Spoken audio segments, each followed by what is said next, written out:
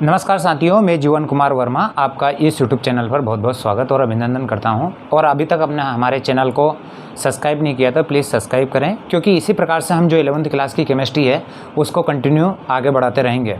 और अब ये हमारी 11वीं क्लास की जो केमिस्ट्री है उसकी जो चौथी क्लास यहाँ पर है, तो इस क्लास में हम यहाँ पढ़ेंगे।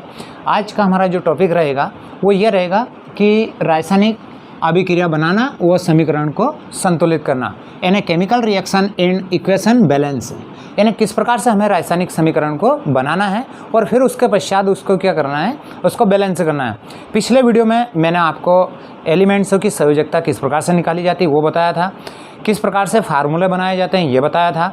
और इसी के पश्चात अब हम ये देखेंगे कि जो केमिकल रिएक्शंस होती हैं या रासायनिक अभिक्रियाएं होती हैं उनको किस प्रकार से आगे बढ़ाया जाता है, यानी किस प्रकार से रासायनिक अभिक्रियाएं चलती है, हमें क्या करना है उनमें वो देखेंगे। उसके बाद उन दोनों तरफ भी क्या करेंगे, यानी अभिकारक और उत्पाद, यानी अभिक्रिया का जो रिएक्शन होती है उसको बैलेंस कैसे किया जाता है, संतुलित किस प्रकार से किया जाता है। तो इस वीडियो के माध्यम से आगे हम समझेंगे।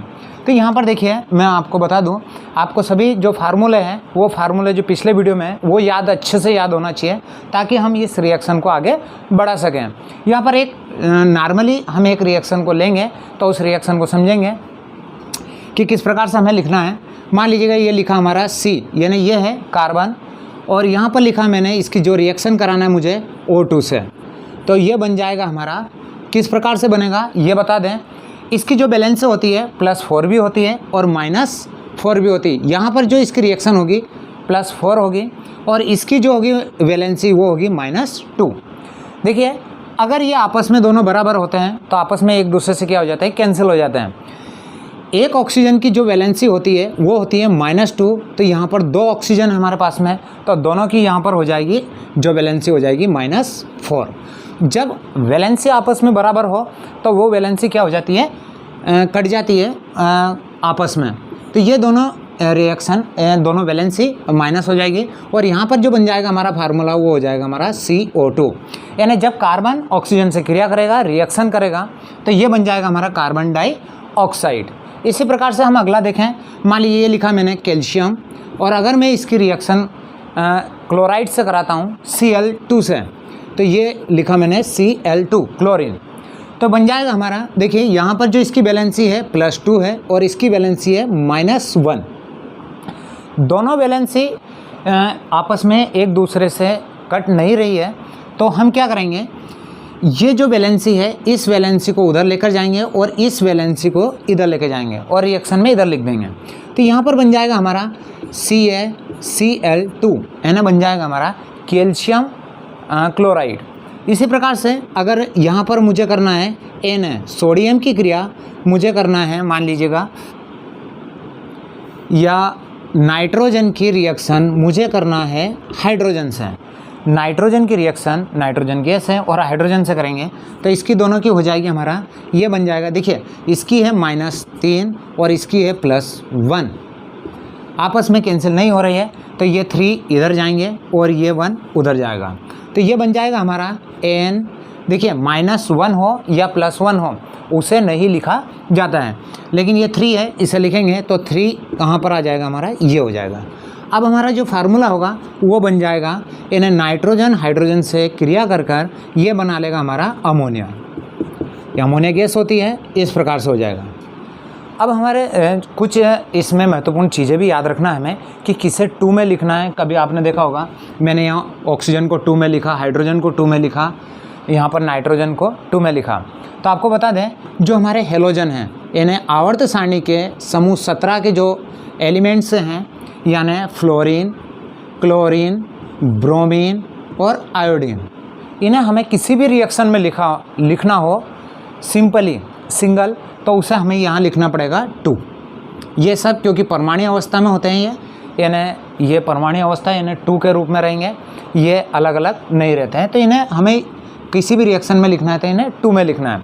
इसके बाद H 2 में लिखना है, वो 2 में लिखना है, N 2 में लिखना है। बस ये कुछ ऐसे एलिमेंट्स हैं, fluorine, chlorine, bromine, iodine, hydrogen, oxygen और नाइट्रोजन, इन्हें हमेशा किस में लिखना है, परमाणु अवस्था में लिखना है, यानी 2 के रूप में हमें शो करना है किसी भी रिएक्शन में। चलिए आगे और बढ़ते हैं हम, तो इन्हें नोट कर लेंगे आप कि किन्हें हमें रिएक्शन में 2 में लिखना है। इसके बाद मैं वापस बता दूं आपको कि जो हमारे रिएक्शन में इधर वाले होते हैं इन्हें बोलते हैं हम अभिकारक, इन्हें बोला जाता है हमें अभिकारक, या फिर इन्हें बोला जाता है हमें क्रियाकारक। जो रिएक्शंस है, ये जो एरो का यानी तीर का जो निशान होता है इस प्रकार से, तो इससे इधर वाले जो भी होते हैं उन्हें कहा जाता है अभिकारक या फिर इन्हें कहा जाता है क्रियाकारक। तो 2 परमाणु या जो क्रिया एलिमेंट्स जो आपस में क्रिया करके इधर क्या बनाएंगे, तो वो बनाएंगे हमारे उत्पाद, इन्हें बनाएंगे हमारे प्रोडक्ट। इसके बाद में हम देखते हैं तो इसको हम उत्पाद भी कह सकते हैं या फिर हम बोलते हैं इसको क्रियाफल भी कह सकते हैं। तो यहाँ पर इधर जो रहेंगे उनको बोलेंगे क्रियाकारक, इन वालों को बोलेंगे क्रियाकारक अभिकारक, और इन्हें बोलेंगे उत्पाद और इन्हें बोलेंगे क्रियाफल।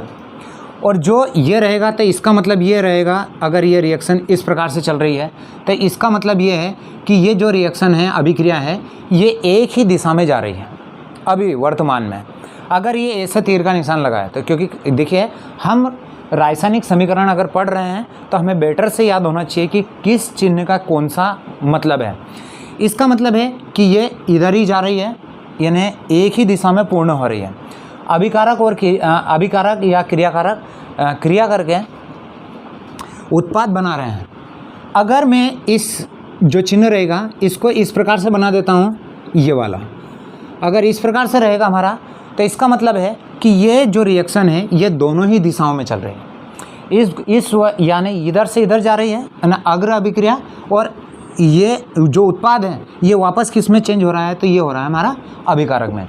यानी अभिकारक उत्पाद में चेंज हो रहा है, उत्पाद अभिकारक में जा रहा है। यानी अग्र अभिक्रिया और इधर से ये पश्य अभिक्रिया दोनों आपस में क्या है, बराबर। ऐसे अभिक्रियाओं को कहा जाता है उत्क्रमी यानी रिवर्सिबल रिएक्शन। यानी ये दोनों ही दिशा में बराबर चल रही है। इसके बाद अगर हम देखें, अगर यहाँ पर इस प्रकार का चिन्ह रहेगा किसी यौगिक यानी कंपाउंड्स के पीछे, तो इसका मतलब है कि उत्पाद है ना अभिक्रिया में यहाँ पर क्या बन रही है, गैस बन रही है। वो गैस क्या कर रही है, यहाँ से निकल रही है। अगर यहाँ पर मान लीजिएगा कि इस प्रकार से बन जाता है हमारा कैल्शियम, और इसकी क्रिया में कार्बोनेट से कराता हूँ CO3 से, तो ये बन जाएगा, देखिए इसकी -2 है और इसकी +2 है, ये दोनों आपस में कैंसिल होंगे। तो यहाँ पर जो बन जाएगा हमारा कैल्शियम कार्बोनेट, ये बन जाएगा हमारा कैल्शियम कार्बोनेट।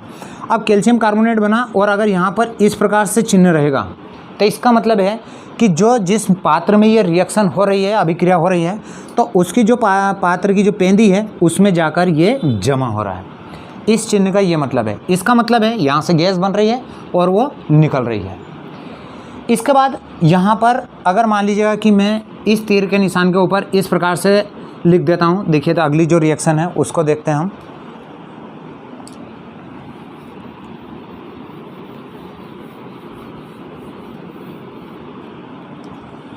अगर मैंने यहाँ पर लिखा है CaCO3 कैल्शियम कार्बोनेट, अगर मैंने इस तीर के निशान के ऊपर इस प्रकार से चिन्ह लगाया है केमिस्ट्री में, तो देखिए मैथ्स में इसे कहा जाता है यहाँ पर डेल्टा कहा जाता है, लेकिन यहाँ पर जो इसका अर्थ अलग ही निकलेगा। इसका मतलब है कि ये जो कंपाउंड्स है, यौगिक है, इसको यहाँ से क्या किया जा रहा है, गर्म किया जा रहा है, हीट दे रहे हैं, उसको उष्मा दे रहे हैं और ये गर्म हो रहा है जैसे ही। तो इसका मतलब निकलेगा कि ये रिएक्शन में इस कंपाउंड्स को यहाँ पर गर्म कर रहे हैं, उष्मा दे रहे हैं, तो ये क्या होगा, आपस में टूट जाएगा।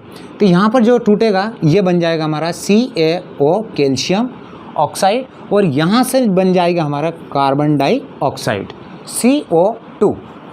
अब CO2 जैसे ही निकलेगी तो यहाँ पर हमें इस प्रकार से चिन्ह लगाना पड़ेगा। अब क्लियर हो रहा है कि ये जो कंपाउंड्स हैं और यहाँ पर रिएक्शन हो रही है, इसको गर्म किया है, और गर्म करने के पश्चात यहाँ पर कैल्शियम कार्बोनेट बना हुआ है, और यहाँ ये जो रहेगा ये पात्र की पेंदी में जाकर जमा हो जाएगा कैल्शियम ऑक्साइड। यहाँ पर जो रहेगा हमारा वो बनेगी हमारी क्या, कार्बन डाइऑक्साइड गैस। इसी प्रकार से अगर मान लीजिएगा ये है हमारा कैल्शियम ऑक्साइड, यानी अब कैल्शियम कार्बोनेट का कैल्शियम ऑक्साइड का सूत्र है, ये कैसे बना है, कैल्शियम की +2 है, इसकी -2 है। ये दोनों आपस में कैंसिल हो गए तो हमारा बन गया है कैल्शियम ऑक्साइड। पिछले वीडियो में बताया था आपको। अब ये है हमारा बिना बुझा हुआ चूना।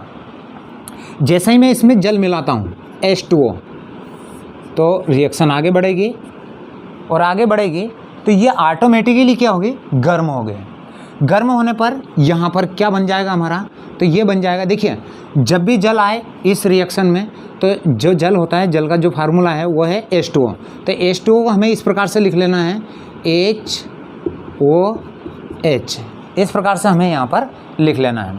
तो यहाँ पर जो OH निकल कर चला जाएगा किसके पास में, कैल्शियम के पास में। तो किस प्रकार से हो जाएगा, यहाँ पर इसकी -1 रहेगी, इसकी जो रहेगी वो रहेगी हमारा +2 रहेगी। तो यहाँ पर जो फार्मूला होगा वो बन जाएगा हमारा CaOH का होल ट्वाइस। और यहाँ से क्या हो जाएगी, ऊष्मा निकल जाएगी। ऊष्मा निकलेगी तो इस प्रकार से होगी, यहाँ लिख देंगे हम ऊष्मा। तो ये ऊष्मा इस प्रकार से, यानी ये बन जाएगा हमारा बुझा हुआ चूना, यानी कैल्शियम हाइड्रोक्साइड। आगे और बढ़े हम इसी प्रकार से। तो ये रहेगी हमारे कि किस प्रकार से हमें रिएक्शन को करना है। अगर मान लीजिएगा कि मैंने जिंक पर रिएक्शन कराना है मुझे सल्फ्यूरिक अम्ल की H2SO4 की, तो रिएक्शन में क्या होगा, आगे क्या बनेगा, ये जिंक है, मेटल से है, और यहाँ पर H2SO4 अम्ल है। तो देखिए इसकी जो संयोजकता रहेगी +1 रहेगी, इसकी -2 रहेगी, इसकी +2 रहेगी। अब हमारा जो फार्मूला है वो क्या रहेगा कि इसके -2 उधर +2 के पास में जाएंगे। ये दोनों आपस में क्या हो रहे हैं, कैंसिल हो रहे हैं। तो बन जाएगा हमारा ZnSO4। क्या निकल जाएगा हमारा, H2। तो ये निकल जाएगा हमारा H2 निकल जाएगा। तो ये हो गया हमारा रिएक्शन से। मान लीजिएगा कि मैंने बताया था आपको कि Cl2 को भी 2 में लिखना है, H2 भी लिखना है हमें। तो इन दोनों की रिएक्शन कराते हैं। ये लिखा मैंने H2, यानी हाइड्रोजन की क्लोरीन से क्रिया करने पर क्या बनेगा, देखिए इसकी +1 है, इसकी -1 है, आपस में दोनों कैंसिल हो रहे हैं। तो इधर बन जाएगा हमारा HCl। तो ये बन गया हमारा हाइड्रोक्लोरिक अम्ल। बैलेंस करेंगे तो इस प्रकार से बैलेंस का भी बताएंगे आपको कि किस प्रकार से अभी हम सीख रहे हैं कि रासायनिक अभिक्रियाएं किस प्रकार से हमें बनाना है। इसी के बाद हम देखें, मान लीजिएगा कि ये लिखा मैंने HCl है, हाइड्रोक्लोरिक अम्ल है। जब अम्ल की रिएक्शन कराएंगे हम क्षार से, क्षार मतलब NaOH, सोडियम हाइड्रोक्साइड, इन दोनों से रिएक्शन करेंगे तो क्या बनेगा, तो इनको बनाने का इसका +1, इसकी -1, इसकी +1 और इसकी -1। तो इसका माइनस उसके प्लस के पास में जाएगा और उसका माइनस इसके प्लस के पास में आएगा।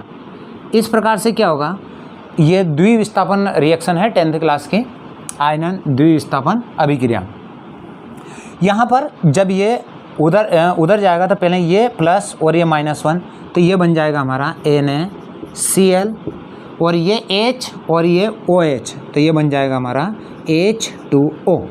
यानी ये बन गया। तो देखिए ये है हमारे पास में अम्ल और ये है हमारे पास में क्षार, और दोनों ही रिएक्शन करते हैं तो बनता है हमारा लवण, और ये क्या बन जाएगा हमारा जल। तो इस प्रकार से रिएक्शन चलेगी हमारी।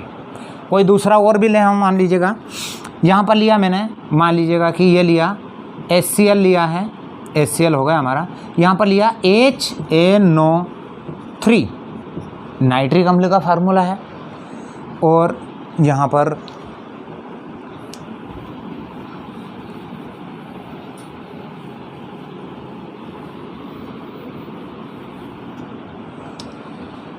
फिर लेंगे हम अम्ल HNO3, और यहाँ लिया मैंने क्षार NaOH। ये बैलेंस करना और ये पहले रिएक्शन को हमें आगे बढ़ाना है। नाइट्रिक अम्ल है और सोडियम हाइड्रोक्साइड कास्टिक सोडा है। इन दोनों के रिएक्शन करने से पहले हम देख लेंगे कि ये दोनों किस रूप में है। तो यहाँ पर हाइड्रोजन +1 में है, ये -1 में है, ये +1 में है और ये -1 में है। क्या करना है हमें कि इसकी माइनस उधर जाएगा +1 के पास, इसका प्लस उसके माइनस के पास में जाएगा। तो ये बन जाएगा हमारा NaNO3, तो ये हो जाएगा NaNO3 और इधर बन जाएगा हमारा HOH। तो इसको हम किस प्रकार से लिख देंगे, तो इसको लिख देंगे हम H2O, यानी जल का निर्माण होगा। इसी प्रकार से हम कोई दूसरे को भी ले लेंगे।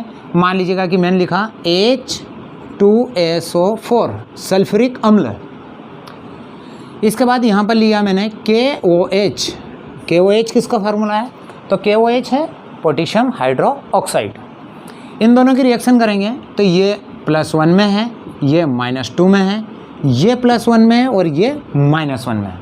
देखिए जो रिएक्शन होगी, मैं पुनः बता दूं कि अगर इधर प्लस माइनस तो हमें कुछ भी नहीं करना है, इसका प्लस उसके माइनस के पास, उसका प्लस इसके माइनस के पास में लेकर जाएंगे और आगे जो कंपाउंड्स होगा उसको हम लिख देंगे। तो यहाँ पर लिखेंगे हम रिएक्शन में ये दोनों जो यौगिक हैं इस प्रकार से, और ये दोनों ही मिलकर अभिकारक क्रिया करके और यहाँ पर क्या बनाएंगे, उत्पाद प्रोडक्ट बनाएंगे। तो यहाँ पर क्या हो जाएगा, ये प्लस का है और ये माइनस का। देखिए ये +1 है और ये -2 है, आपस में कैंसिल नहीं हो रहे हैं। तो हमें क्या करना है, इस 2 को इधर लेकर जाना है और ये +1 का उधर लेकर जाना है। तो क्या बन जाएगा K2SO4 प्लस OH और H2। देखिए यहाँ पर जो लिखा है कि 2 लिखा है H, लेकिन हमें इस 2 से कोई मतलब नहीं रखना है रिएक्शन में। यहाँ पर महत्वपूर्ण यही है कि इसकी जो ऊपर की रिएक्शन जो संयोजकता है, बैलेंसी है, उसको ही हमें क्या करना है, ध्यान से देखना, और वही महत्वपूर्ण है हमारे लिए। तो यहाँ -1 है, यहाँ +1 है, कैंसिल हो रहे हैं। तो यहाँ पर क्या हो जाएगा हमारा H2O, इस प्रकार से हो जाएगा। तो ये बन गया हमारा पोटेशियम सल्फेट और इधर बन गया हमारा H2O, जल बन चुका है। इसी के पश्चात और आगे देखें, अभी यहाँ पर मैंने किसी भी रिएक्शन को बैलेंस से नहीं किया है। बैलेंस से इसके बाद में बताएंगे कि यह रिएक्शन बता रहा है अभी कि रिएक्शन किस प्रकार से करना है, हमें रासायनिक अभिक्रिया केमिकल रिएक्शन किस प्रकार से करना है। इसके बाद में हमें मान लीजिएगा कि नाइट्रोजन H2 दोनों रिएक्शन करेंगे, तो इसकी -3 है, इसकी +1 है, तो ये बन जाएगा NH3। अभी बताया था आपको अमोनिया का निर्माण हो जाएगा, HCl का हो जाएगा, जिंक पर हो गया। इसके बाद में मान लीजिए लिखा मैंने Cu और यहाँ पर इस पर रिएक्शन कराना मुझे H2SO4 की। कॉपर है, कॉपर पर कराना है, जिंक पर कराना है, मान लीजिए HNO3 की कराना है, जिंक पर HCl की कराना है, आयरन पर HCl की कराना है, आयरन पर H2SO4 की कराना है। ये रिएक्शन है हमारे पास।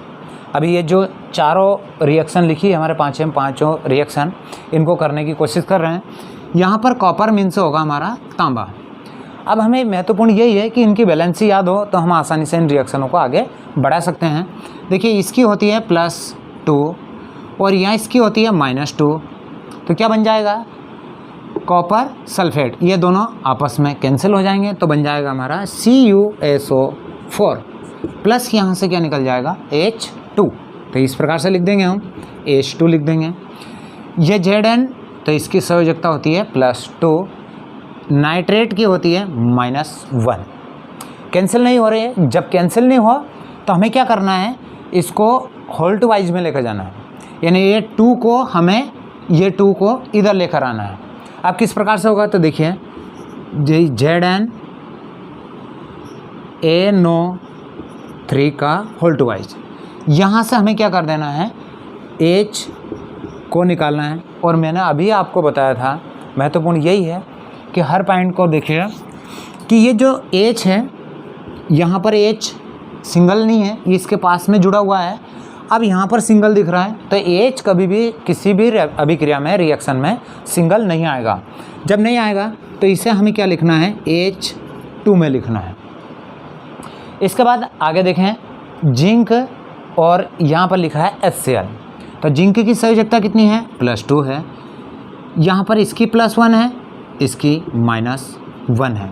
तो हमें क्या करना है, ये +2 इधर लेकर जाना है, तो ये बन जाएगा हमारा Cl2 और वापस H सिंगल है तो यहाँ पर सिंगल नहीं लिखना, यहाँ पर इसके साथ में है, यहाँ सिंगल नहीं होगा तो H2 लिखना है। इसके बाद यहाँ पर जो है Fe और यहाँ लिखा है HCl, है ना। आयरन पर हमें रिएक्शन कराना है HCl हाइड्रोक्लोरिक अम्ल की। तो किस प्रकार से करेंगे, तो यहाँ पर जो इसकी संयोजकता वहाँ यहाँ जो होगी +2 लिख लेते हैं और इसकी है -1, तो क्या हो जाएगा FeCl2 और यहाँ लिख देंगे हम H2। इसके बाद है हमारा आयरन पर जो रिएक्शन है वो है हमारी H2SO4 की। तो यहाँ बन जाएगा Fe, क्योंकि इसकी +2 है और इसकी -2 है, आपस में कैंसिल हो रहे हैं, तो ये बन जाएगा हमारा FeSO4 और यहाँ से निकल जाएगा हमारा H2, तो ये लिख लेंगे हम H2। तो इस प्रकार से क्या कर सकते हैं, हम सभी रिएक्शनों को आगे बढ़ा सकते हैं, यानी ये था हमारा रासायनिक अभिक्रिया यानी केमिकल रिएक्शन, यानी रासायनिक अभिक्रियाओं को किस प्रकार से हमें करना है। मैं पुनः बता दूं आपको कि सभी रिएक्शन में इनको कहा जाता है अभिकारक, क्रियाकारक, और इसके बाद इसका मतलब है कि ये एक ही दिशा में जा रही है, और इन्हें कहा जाता है उत्पाद, इन्हें प्रोडक्ट कहा जाता है। इसके बाद इसके ऊपर अगर इस प्रकार से कोई चिन्ह रहेगा तो इसका मतलब है कि इन पदार्थों को यानी इन कंपाउंड्स को यहाँ पर गर्म किया जा रहा है। और अगर किसी के बाद किसी में ये लिखा रहता है, कोई मान लीजिएगा कि अभी बताया था आपको इस प्रकार से,